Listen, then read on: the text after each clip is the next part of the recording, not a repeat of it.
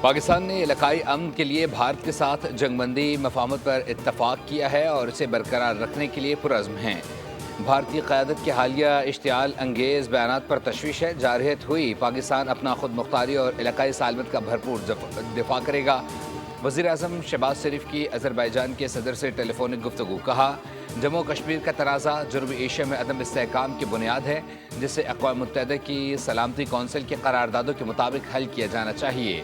وزیر اعظم نے کشمیر کاز کے لیے پاکستان کی اصولی حمایت پر صدر الیوف کا شکریہ ادا کیا۔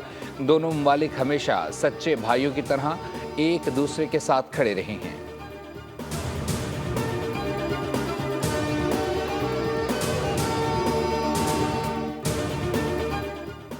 کراچی میں بدترین لوڈ شیڈنگ پر قومی اسمبلی اجلاس میں بازگشت۔ ایم کیو ایم اور پیپلز پارٹی ارکان نے کراچی میں لوڈ شیڈنگ کا مسئلہ اٹھایا۔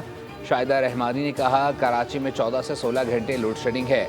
بچے امتحانات کے دوران لوڈ شیڈنگ کو بھگت رہے ہیں کہ الیکٹرک کراچی میں بلا جواز لوڈ شیڈنگ کر رہا ہے۔ شہر میں شدید گرمی ہے کہ الیکٹرک بجلی فراہم نہیں کر پا رہا۔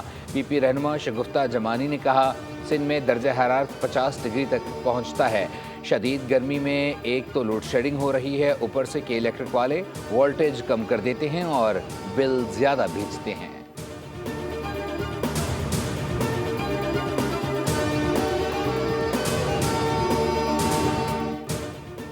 نفرت کی سیاست ختم ہوئی تو ملک ترقی کر رہا ہے۔ تمام سیاسی قیادت کے لیے پاکستان ریڈ لائن ہونی چاہیے۔ ملک کی خاطر ذاتی انا قربان کرنا ہوگی۔ وزیر اعلیٰ پنجاب مریم نواز کا تقریب سے خطاب۔ کہا، وزیر اعظم آرمی چیف کو عظیم فتح پر خراج تحسین پیش کرتی ہوں۔ پاکستان کی معیشت میں حیران کن استحکام دیکھنے میں آیا ہے۔ اسٹاک مارکیٹ میں زبردست تیزی دیکھنے میں آئی۔ گندم انیشیٹو پروگرام کے تحت ٹریکٹرز کی تقسیم کی تقریب میں وزیر اعلیٰ پنجاب نے کسانوں میں ٹریکٹرز بھی تقسیم کیے۔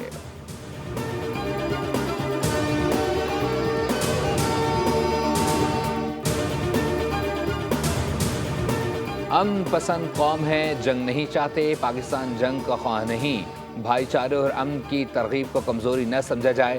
گورنر سندھ کامران ٹیسوری کہتے ہیں، دنیا اور خطے کو بتا دیا، ہم کشمیر کے مسئلے سے پیچھے نہیں ہٹیں گے۔ افواج پاکستان نے بتا دیا، ملک کا دفاع مضبوط ہاتھوں میں ہے۔ سنا ہے مودی کو چائے میں اچار ڈال کر پینا پڑ رہا ہے۔ پہلے بھی کہا تھا، اب بھی کہہ رہا ہوں، بھنڈی کھانے والوں پنڈی سے پنگا نہ لینا۔